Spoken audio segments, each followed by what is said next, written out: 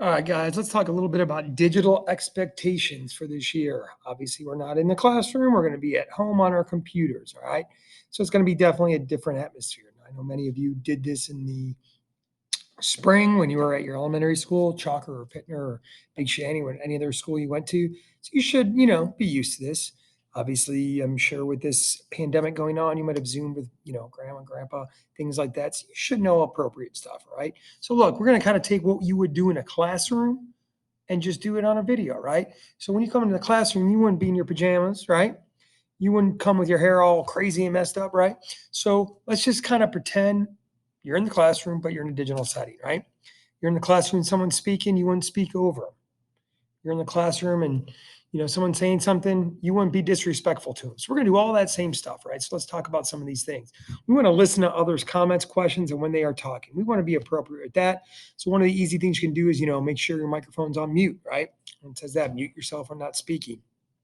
If you have a question or stuff, you'd raise your hand in the classroom. Well, we're going to raise that digital hand you would have on the, the Zoom calls. So we're going to try to get used to that too, right? Obviously, when you're in class starts at a certain time. We're going to be on time. So if my class starts at 10:05, you need to be on at 10:03, right? You get there a little bit early, right? Don't wait till that last minute because you don't know if your computer's going to be running slow. You need a charge and all that. So you definitely want to make sure you're listening to others' comments, you're respectful, you're prepared with your materials too, is another good one to do. Think about that. When you are sitting there and you want to take notes, you don't want to have to leave the Zoom call. Have a stack of paper, have some pencils and pens ready that so if you need anything, you have it right there. Okay.